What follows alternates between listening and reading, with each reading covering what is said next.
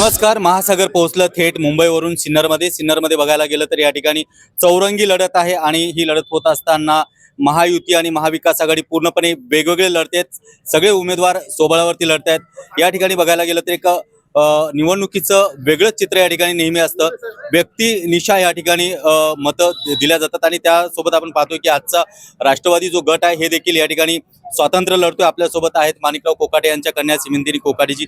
Madam, सगळ्यात महत्त्वाचा मुद्दा असा आहे की ही जी निवडणूक रंगतदार आहे, पण या निवडणुकीमध्ये तुमचे मुद्दे काय असतील? आमचे सुरुवातीपासून मुद्दे विकास आहे आणि शेवटपर्यंत मुद्दा हा विकासच राहणार आहे.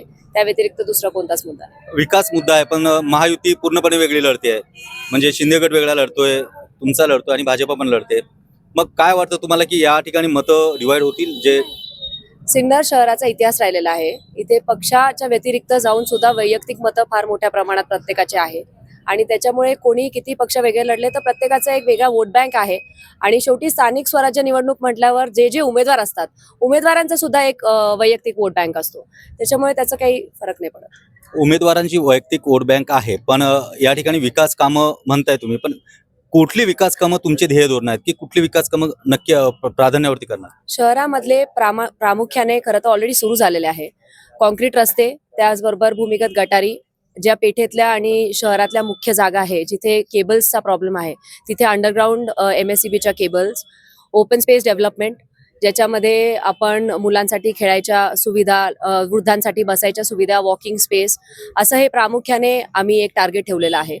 आणि येत्या काळात शहरातल्या गरजा वाढतच राहणार आहे आणि जसं जसं गरजा वाढतील त्या दृष्टिकोनाने आम्ही आमचा हेतू वाढवत राहू. अगदी आपण पाहतो की या ठिकाणी प्रत्येक उमेदवार जो आहे, आपल्या पक्षाचे प्रत्येक वरिष्ठ नेतेही या प्रचाराला या ठिकाणी उतरले आहेत. आपल्यासोबत नगराध्यक्ष पदाचे उमेदवार आहेत. काय सांगाल?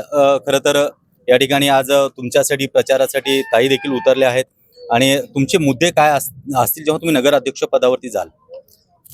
मी 2011 ते 16 मध्ये नगराध्यक्ष पदाची जबाबदारी स्वीकारली आहे आणि त्या काळामध्ये मी भरपूर प्रमाणात काम केलं आहे. आणि अशा परिस्थितीमध्ये आजही दिदीने जे सांगितलं त्याच पद्धतीने आमच्या डोक्यात फक्त विकास आहे. शहराची किंवा उपनगरांची डेव्हलपमेंट हेच ध्येय आमचं. अगदी आपण पाहतो की या ठिकाणी खरं तर जी निवडणूक आहे ही रंगतदार होत असताना या ठिकाणी बघायला गेलं तर नगराध्यक्ष पदाची माळ नक्की कुणाच्या गळ्यात पडतं हे पाहणं गरजेचं आहे. महासागर न्यूजसाठी दत्तात्रय कुलकर्णीसह स्वप्नील दुधारे, मुंबई.